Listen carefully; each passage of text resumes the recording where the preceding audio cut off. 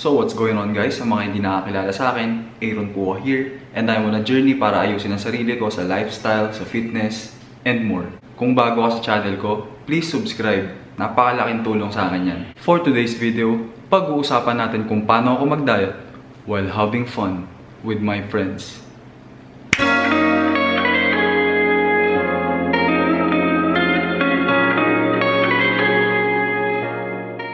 Hello again, update lang sa 100 day challenge ko. Ngayon is, ano ba ngayon?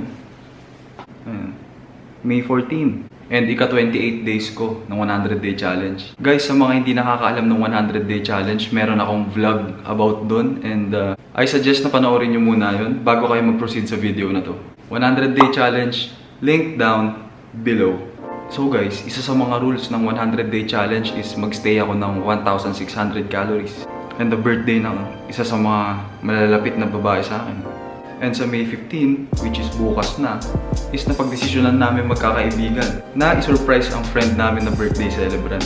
Krishabel, kung nanonood ka man, happy birthday sa'yo, and tomorrow will be full of surprises and wala ka pang idea sa ngayon. So ulit, happy birthday sa'yo, Krisha. Balik tayo guys. So birthday ng isa sa malalapit sa akin na kaibigan kong babae, and hindi ako makatanggi. Well, pag sinabi namang birthday, lagi niyang kakambal ang pagkain, alak, hindi mawawala yan. Paano na ang 100 day challenge? Paano na ang diet ko? Paano na ang workout ko? Guys, sa video na to, ipapakita ko kung paano ko malalampasan yung birthday temptation na yan. So guys, uulitin ko lang sa inyo na May 14 ngayon, and bukas yung birthday, which is May 15, and ang oras natin ngayon is 10:40 at kailangan ko na matulog para magising ako ng maaga at para mas magawa ko ng mas maaga yung mga kailangan kong gawin. So good night and see you tomorrow.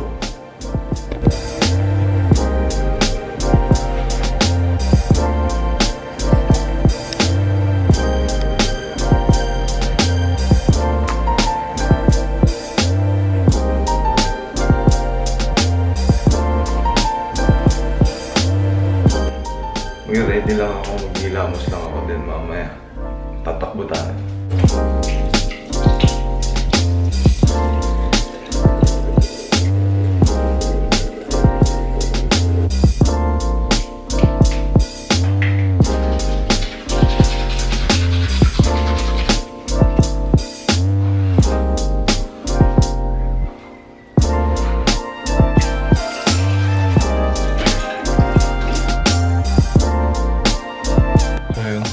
Wala ako ng damit na gagamitin ko pang cardio. Ito yung gagamitin ko. Treadmill ni mama. Hi, Dogo. Good morning. Good morning, Juno.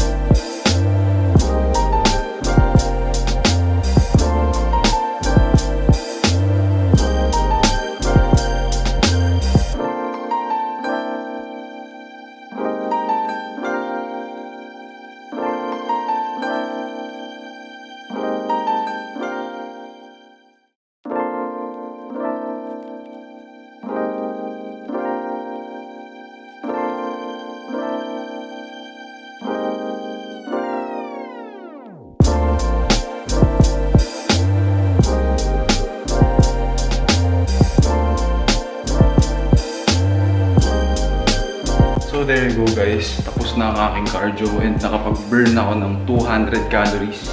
And magpe-prepare muna ako ng pagkain ko. Gutom na gutom ako. First meal of the day ko nga pala. Wala pa akong kain simula kanina. Pagising. Tara, prepare tayong pagkain.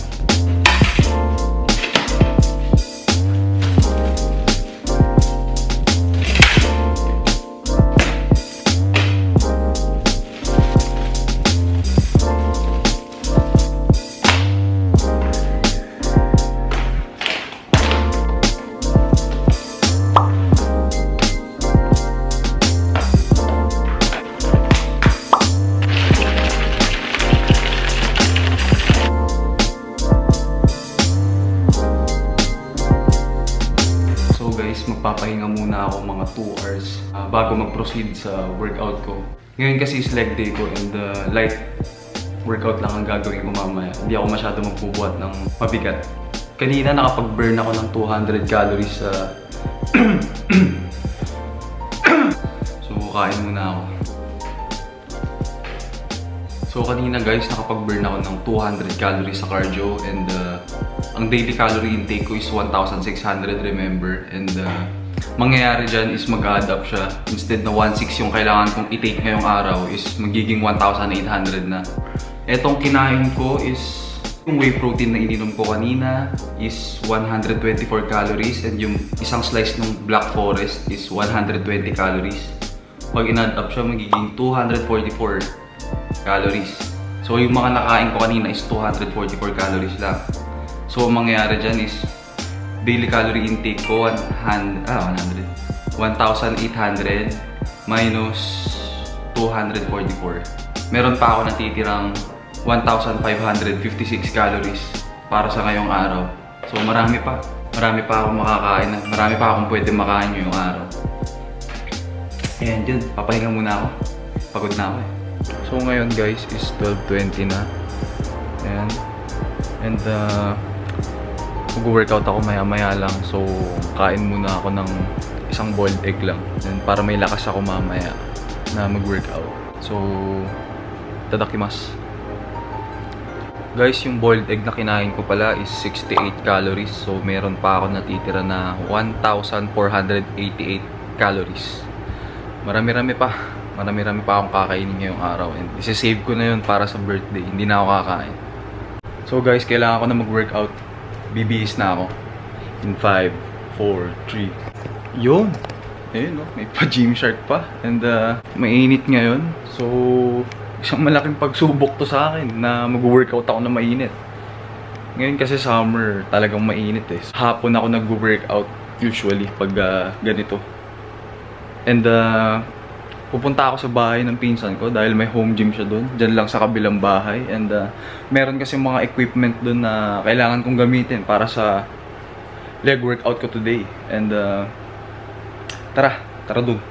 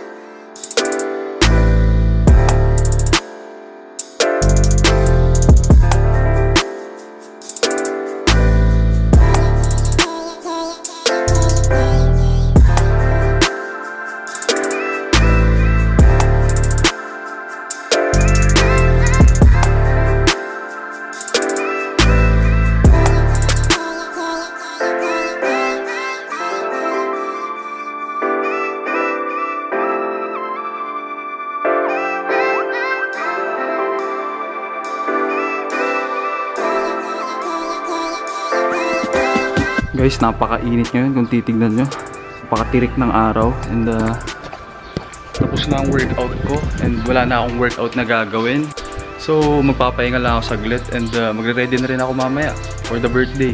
And see you later. So nakapag-ready na tayo. And here's my OOTD. Alis na rin tayo. And malapit na ang call time. So let's go. So guys, paalis na ako and susunduin ko yung isa kong friend, si Jedi, bago kami pumunta kay Trisha yung mag-birthday. And tara. So ito Ito na si Jedi. What's up, Jedi? Say hi to the vlog. What's up, guys? Okay pala yun. So, saan na tayo pupunta? Susunduin natin si Kathleen. Clean. Kailangan natin ayusin yung cake, pre. Ha? Kailangan natin puntahan yung cake. Pupuntahan na namin si Kathleen. And, tara na!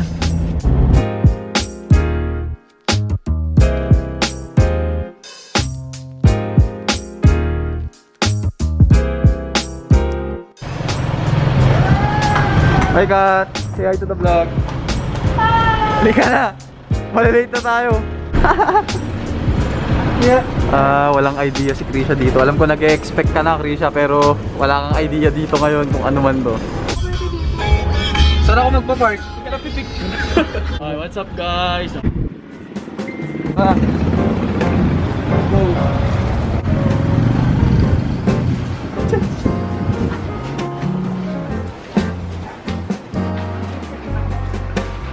So, inaantay namin si Krisha ngayon. So, habang wala pa siya is sasabihin ko sa inyo na nagdala ako ng weighing scale para sa mga pagkain na kakainin ko mamaya. Titimbang ko para hindi siya sumobra ng 1/4.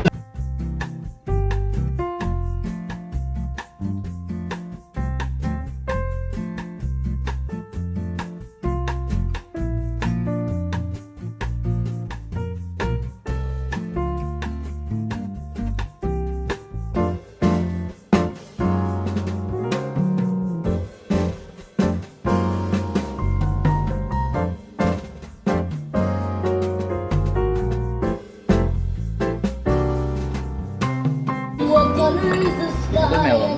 Titimbangin natin. Ano to? Okay, 83 agad.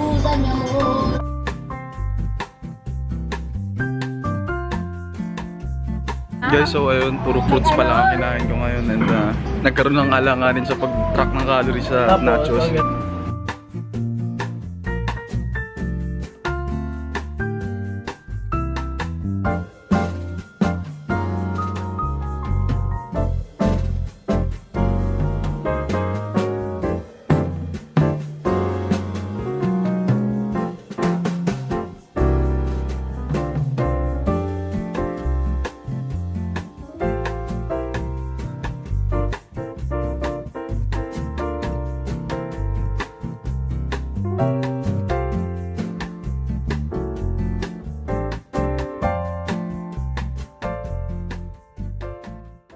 So guys, kakauwi ko lang ng bahay and 4 AM na and bukas ko na itutuloy itong vlog na to kasi pagod na ako.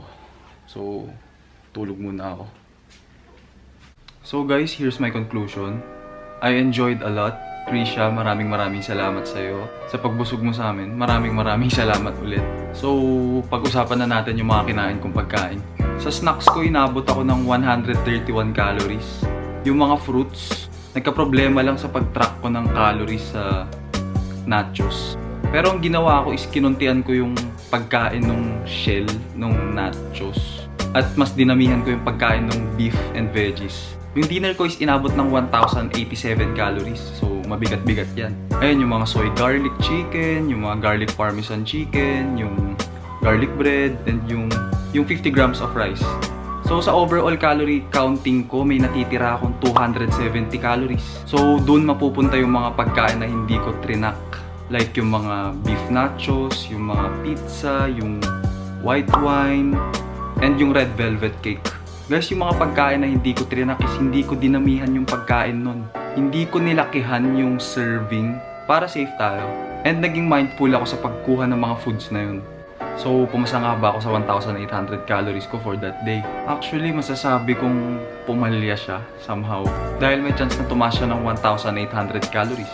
Dahil sa mga kinain ko na mga pagkain na hindi ko trinak. Pero gaya nga na sabi ko kanina is konti lang yung serving nung pagkuha ko ng certain food na yun na hindi ko trinak. Maaring tumaas siya ng 1,800 calories pero minimal lang yung dagdag. At guys, may mga physical activities din kaming ginawa sa party, like may mga games kami na nakakapagod, na nakaka-drain, and isama na natin yung training ko nung tanghali, yung nagbuhat ako, nung nag-squats ako and nag-ab workout ako.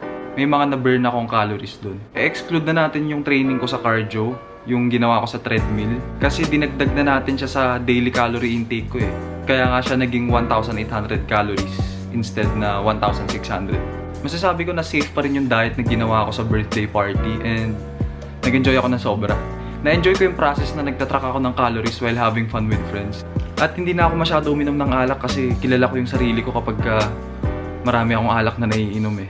Ako yung tipong paglasing ako, kaya ko magluto ng bulgogi rice. So kung gusto mo ng masarap na bulgogi rice, jowain mo ako. At ito'y personal na decision ko is oo nga pala, lugi. So that's it guys. Thank you so much sa pagsama nyo sa journey ko and expect for more. Sa mga subscribers ko dyan and sa mga magsusubscribe pa lang, thank you sa inyo ng sobra. And if you like this video, hit the like button, comment something good, and share this video. Subscribe. Hanggang dito na lang muna and I'll see you in the next one. Aaron po out. To God be the glory.